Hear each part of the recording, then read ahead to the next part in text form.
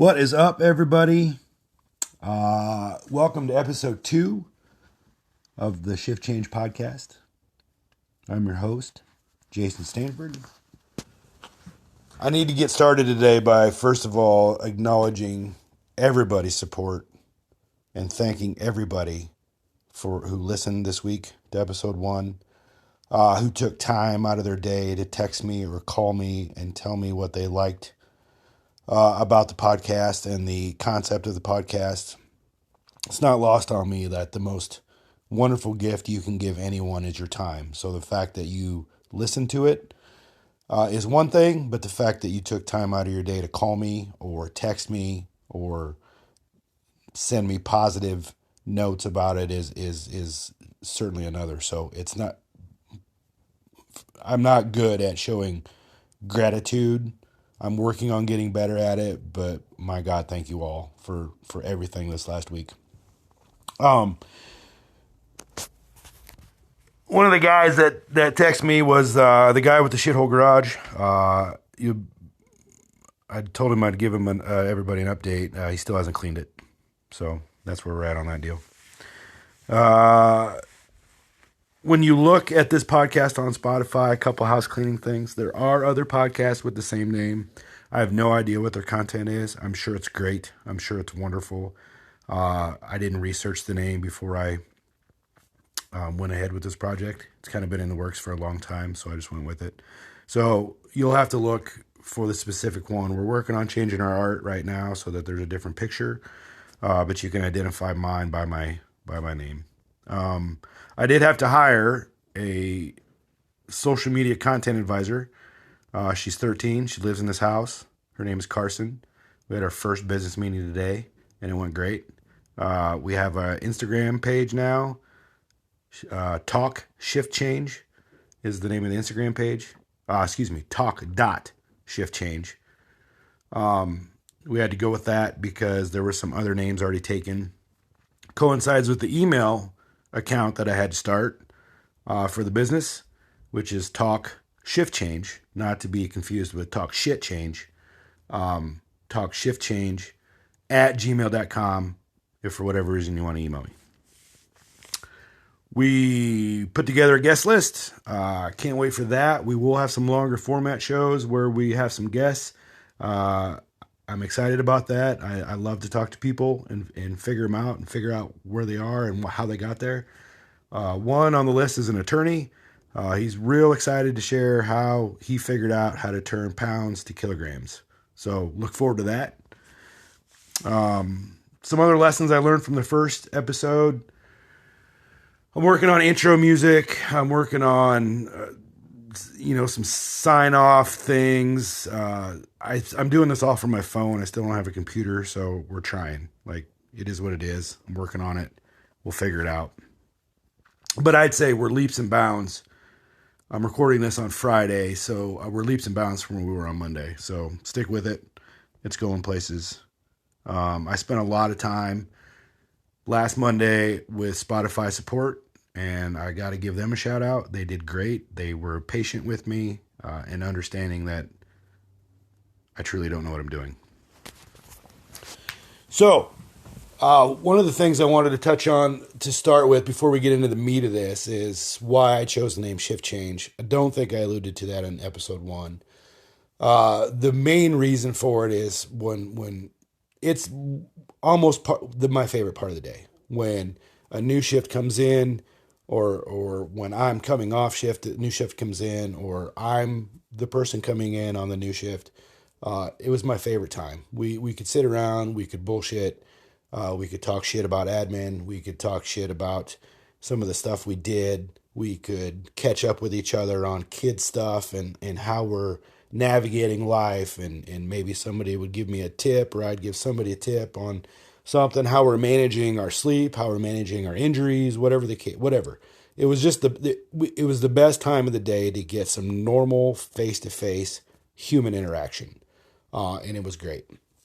So what did we also do at Shift Change? Well, we solved all the world's problems, right? I figured out how to run an entire hospital with Shift Change. I've got that figured out. We reminded each other, we validated each other's ideas mostly. What's wrong with the world? What's wrong with kids these days? What's wrong with the older generation in our service? What's wrong with the younger generation in our service? Like, we figured it all out, and we all did it at Shift Change, and it was great. So that's the concept. What this podcast isn't, I'm going to tell you right now, nobody's getting continuing education for listening to this at all. And not only would I never be endorsed by anybody, but we're just not going to do science. We might do some anecdotal stuff, and we might do some hot tips, but we're not going to learn how to intubate anybody on this show, and we're not going to learn what the partial pressure of oxygen is at sea level. It's just not something we're interested in doing. What we're interested in doing is just trying to figure out how to manage our careers and manage our lives at the same time. So that's what we're going to do. The title of this episode, I had, last week I said, listen, at the end of the podcast, I said, we're going to talk next week about where you are and why you are where you are. And that's exactly where we're supposed to be. And I think we're going to get there. We're going to do it in a different way. We have to acknowledge the passing of Toby Keith. And I titled the episode of this podcast to, I Should Not Have Been a Cowboy. And why that's relevant is when I Should Have Been a Cowboy came out in 1993, right? I graduated in 1994, and I was going off to college, and I heard Toby Keith. This is when I was making the transition from whatever the shit that I listened to in high school to where I'm at now with country music. And I Should Have Been a Cowboy came on the radio, and I was like, man, ain't that the truth? I should have been a cowboy. And I romanticized about, being a cowboy back in the late 1800s or early 1900s when cowboying was savage, when you were just riding all day and you would go into town and whip some ass and play some poker and get on your horse and go pillage again. And then when we had those CD clubs, buy 1,000 CDs for a penny as long as you buy a CD at regular price for the rest of the, once a month for, the rest of your life. It was the first country music CD I bought, was whatever the album was with that song on it. So there's no personal connection between the man Toby Keith and me, but there's certainly a connection, a nostalgic connection between his music and me, and I wanted to honor that this week. So this episode is titled, I Should Not Have Been a Cowboy. I will say, in that era of romanticizing being a cowboy, I'm going to tell you the story of how I got to where I am. And this is not necessarily a success story. This is not a look at me story. This is a story about how convoluted it can be and how fluid life can be. So, college, country music, should have been a cowboy. After college, I worked in a farm store. And, I thought to myself, I'm in a target-rich environment for cowgirls, right? I could be, why not? I'll give it a shot. So, and I wanted to learn to rope. I figured I'd get to the ride part later. I wanted to learn how to rope. So what did I do? I did like I do everything else. And I kind of thought about it for a while, and then I found me a hay bale, and I got one of those plastic calf heads with the horns on it. And I stuck it in the hay bale, and I found myself a rope. And on my breaks, I would go out back, and I would rope this pretend calf, right? And I was terrible, just like I am at everything else. Couldn't figure it out. But luckily, I had somebody with me that kind of knew a few tips. This is before YouTube, so I couldn't figure out how to rope or ride on YouTube at the time because YouTube didn't exist. But I would sit there and I would do it. And then after a while, I just kind of lost interest. I was like, I never got to the ride part. I had access to horses, but I think common sense got the better of me, right? Like, they have minds of their own.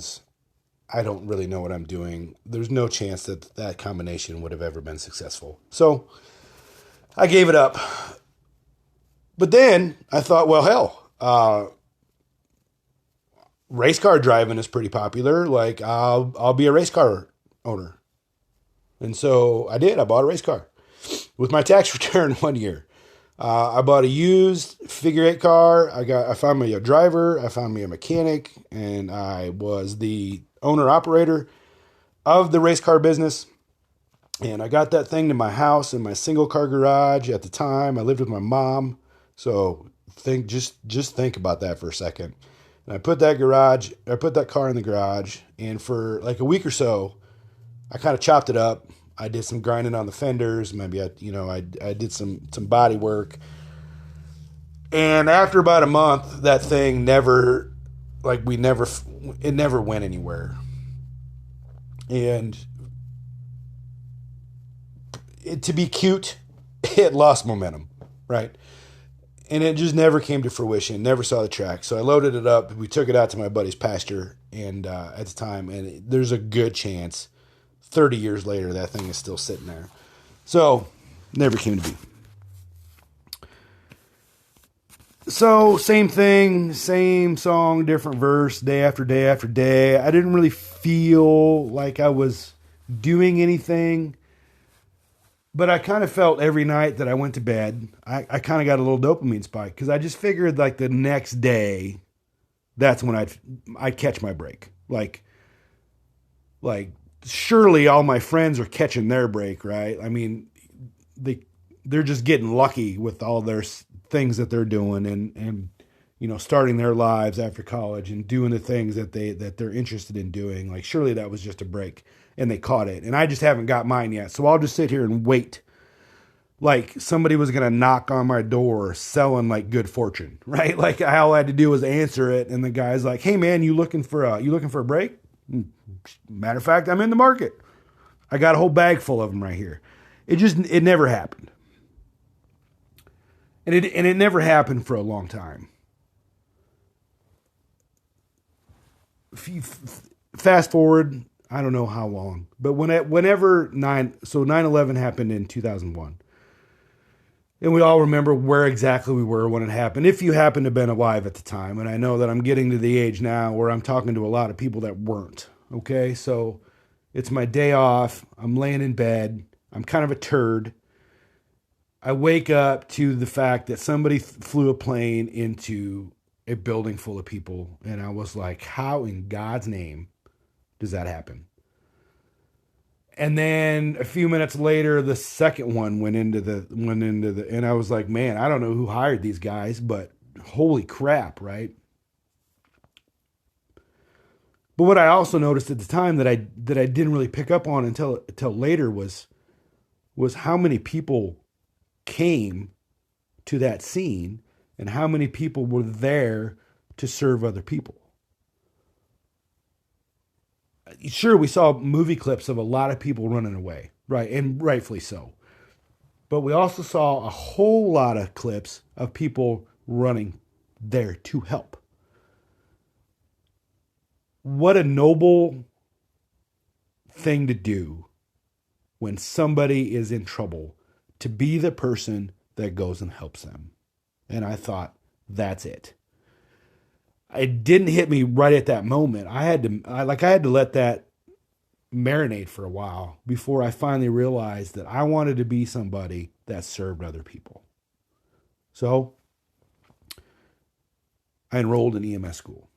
My first class, my first EMT class, the EMT basic course. It was at nights because I had a full-time job, so I would go to work all day, and then I would my story's not unique. It's not special. And I went to class. I rode with another guy from town who, unfortunately, for reasons I don't know, didn't make it in the profession, like didn't make it past that, but a good guy. I met a lot of great people in that class. Some of them I still know today. Some of them are doing very big things with themselves today. And we had a lot of fun, and I learned something. And then I got a job, right? I got my first part-time job in EMS with my local county EMS service. And I was like, holy crap. I worked with a bunch of old dudes that were, they weren't old. They were old to me, right? And a lot of them were cranky, and a lot of them were like disgruntled, and they just, and they were just doing it. They were just doing the job. But I mean, think about what it takes to go into somebody's house when they're choking on their own tongue and go, oh yeah, I can fix that. I know how to handle that. Like, it takes a lot, right? And after a while, it was fun for a while, but after a while, I was like, man, there's got to be more to this. Like, and then you learn like the game of EMS, right? Like how to become a paramedic and what you can do with that, and other service. There are other services out there, and what you don't realize at the time as a young person is how impactful the right people can be on you, or how impactful the wrong people can be on you when you're getting into the business, right? Like, somebody's anxious to show you, hey, listen, this is how we do things around here. And that's not even close to how it should be done, but they want to get on you first and say, because that's their way of doing it and it makes them comfortable.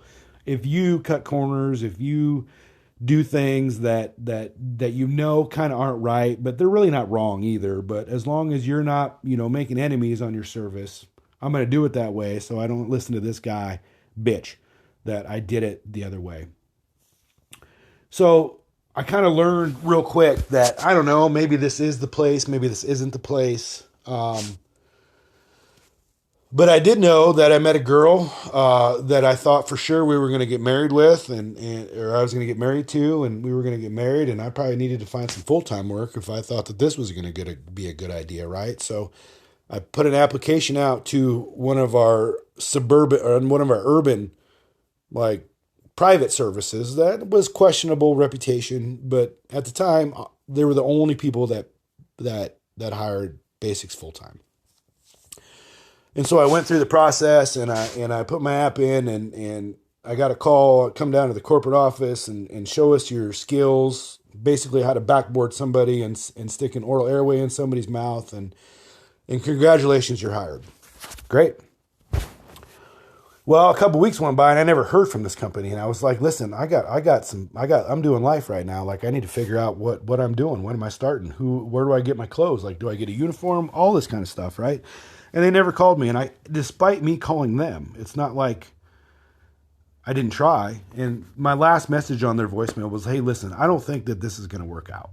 Like, we're not going to be friends in this relationship. Thank you though. And I never heard from them again. Never went back.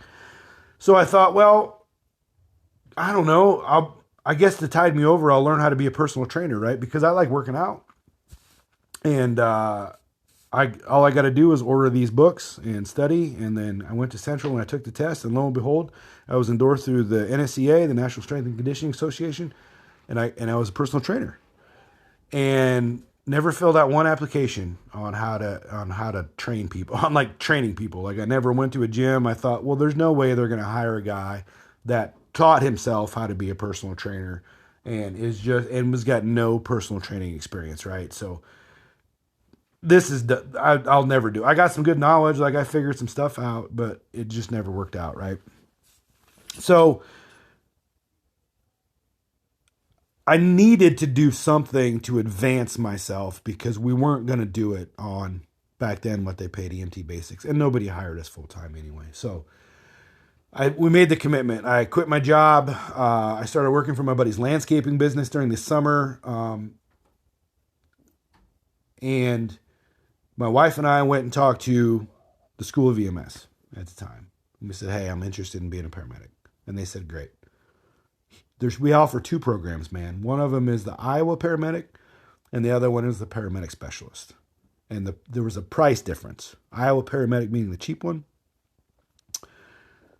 Paramedic specialist being the more expensive one. I said, deal, cheap. I'm in. Like, I have zero money. And she's like, now, wait a minute, man. I'm going to tell you a little something. That Iowa paramedic thing isn't going to be a thing after a while. The paramedic specialist is where you want to be. It's a nationally recognized curriculum. You can go get jobs wherever else you want. It's the way to go. Please do that. And I was like, all right, you're the expert. I'll do it. So I went to school with some amazing people. There was probably 30 in my class. This is back when we had standards. Only 6 of us graduated. And by graduated, I mean went on to, there was no ceremony or diploma. But we went on to we completed the program. All of which I know and keep in touch one way or another.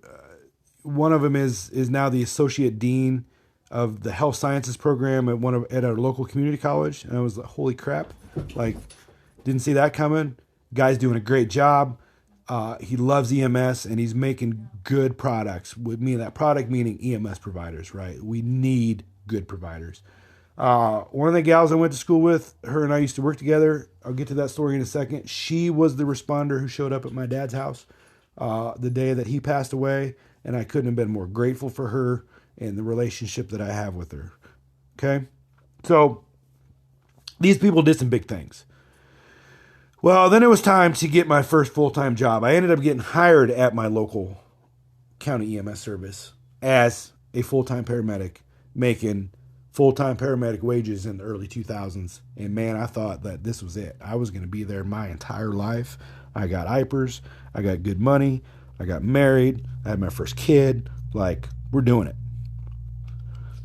Well, life's fluid, right? So I decided that maybe the schedule wasn't the best for me. We did 36 hours, 72 off. I want to go to one of these 24-48 services. Do 24 on, 48 off, like every third day, color-coded calendars, like real cool, right? So I applied at the county service just north of me. You know what? I didn't get the job the first time. I went in there, thought for sure I had it in the bag. The feedback from that interview was I was a little too casual. I took that to heart. They did hire me on part-time, which is usually what happens to people in that industry when you fail at a full-time hire. And it just turns out a few weeks later, one of the guys that I replaced went to a full-time fire gig, and I backfilled his spot full-time. Great opportunity. Again, worked with wonderful people. We had a good time. Some of them I'm still in contact with right now. Some of them not near often as I would like to, but that's just the way life works, right? Well, then I'm like, man, there's a big time EMS service, suburban EMS service right next door. This is the big leagues. Like, this is where people go when they think they're real good at EMS. And they just happen to be doing a big hire, which increased my chances of getting hired. And so I went through all the stuff, filled out all my applications, and it sat there on the counter for a long time. And my wife was like, hey, you going to put this in the mail? And I'm like, listen, I don't think I got it in me. I don't think I'm good enough for this team.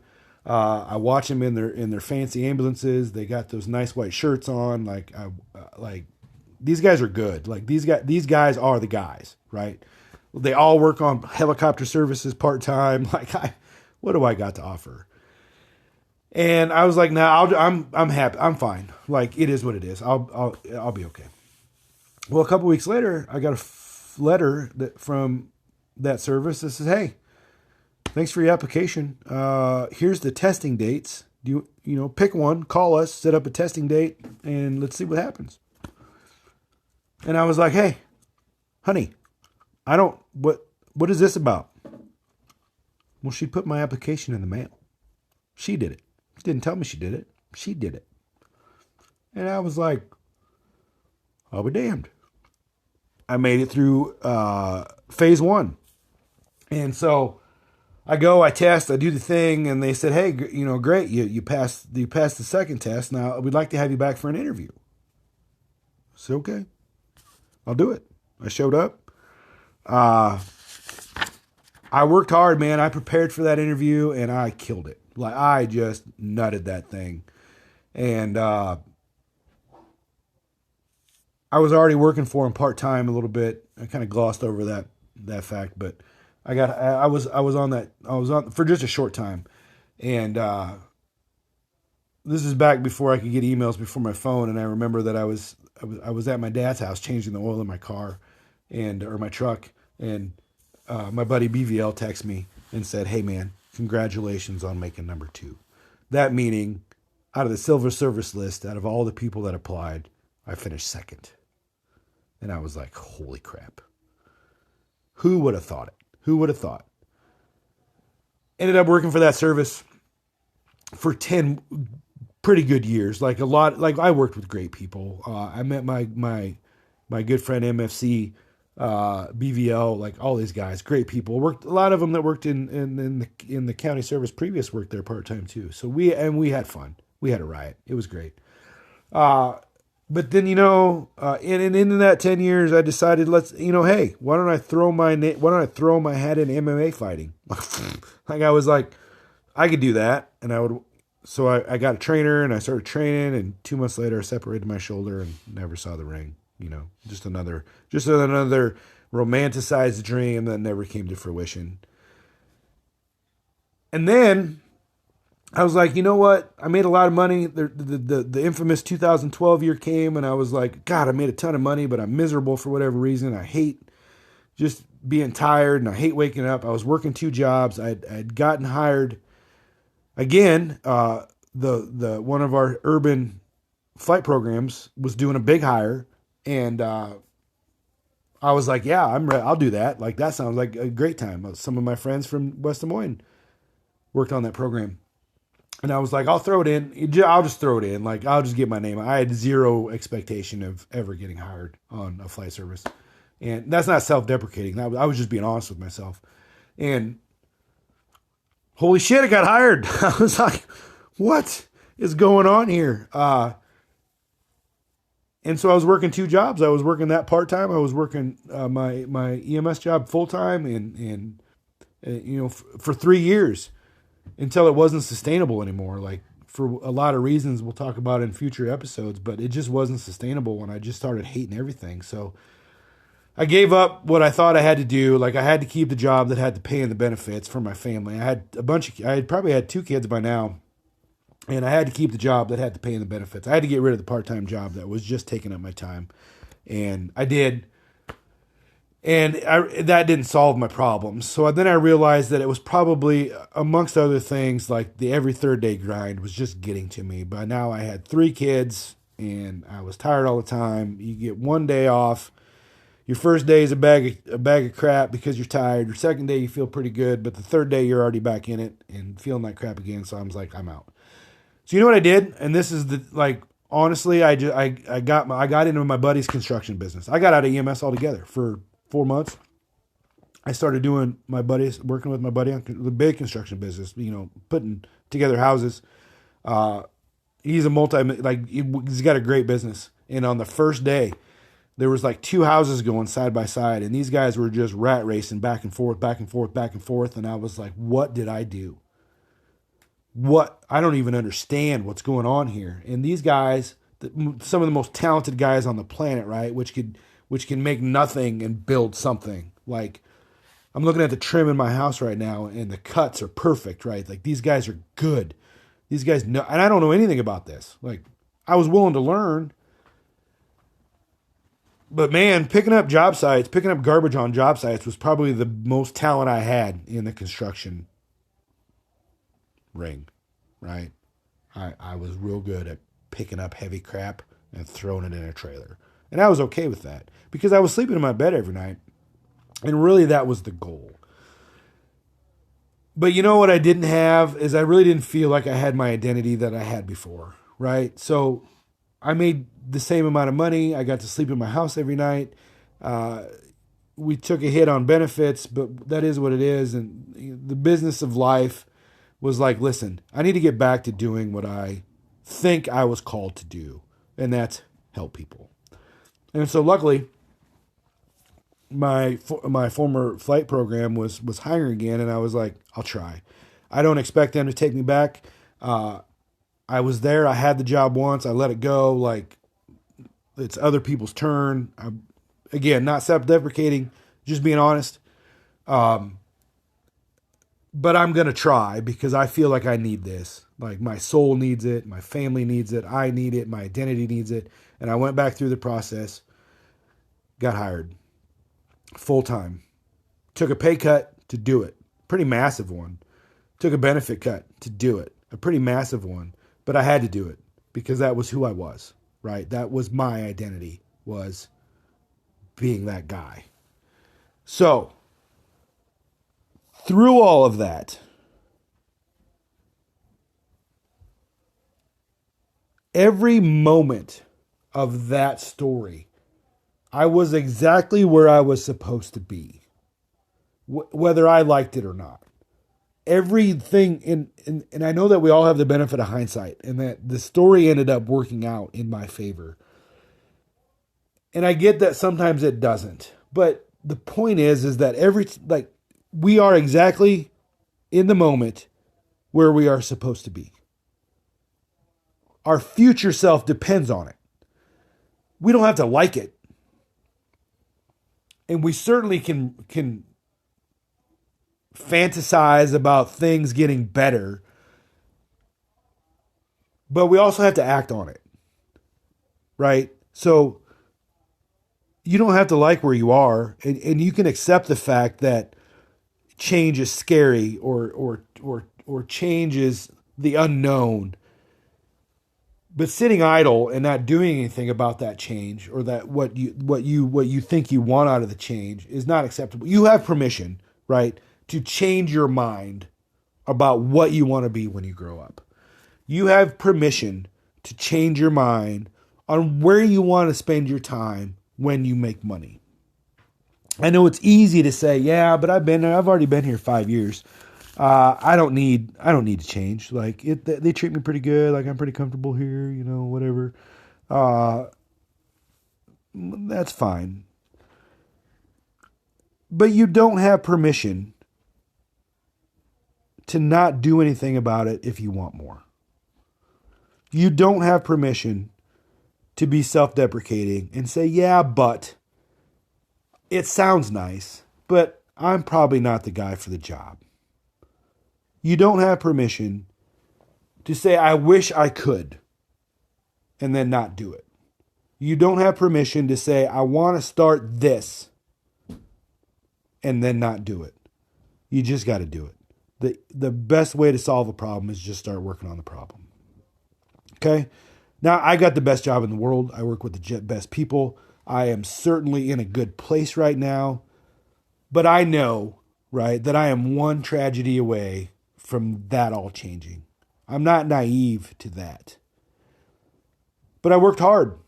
I didn't burn any bridges. I treated every day like a job interview. I made really good connections, right? But if you're not where you want to be, you have to be honest with yourself. And instead of always being the victim and saying, you got passed over for the promotion or the job or for whatever reason because X, Y, Z, you really have to be honest with yourself and say, what am I doing to not get to where I want to be? Because normally it's your fault. I'm not saying that there isn't nepotism.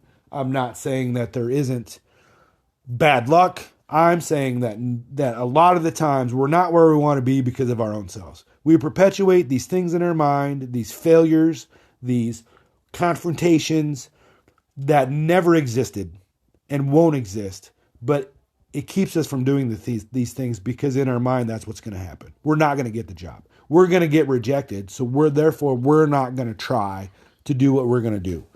Does that make sense? I know now what my job is. My job is to serve my teammates. And I love it. It is the best thing I can do with my day.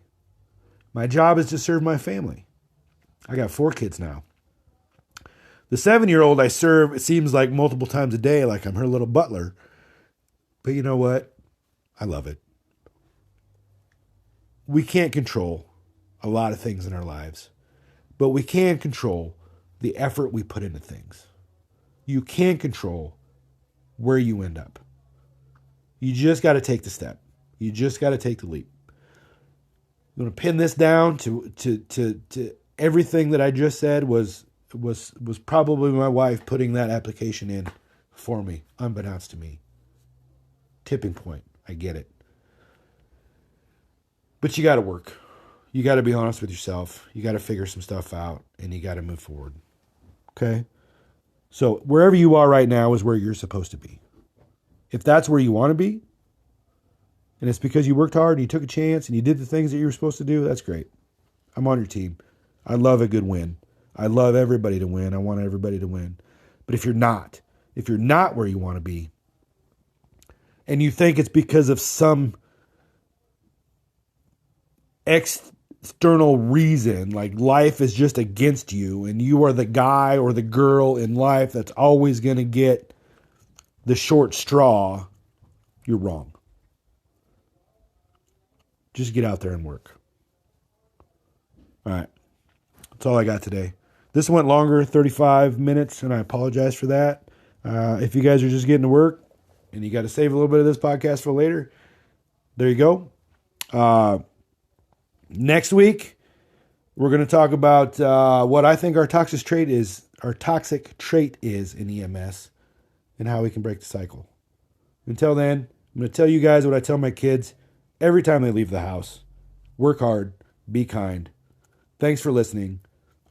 Talk to you next week.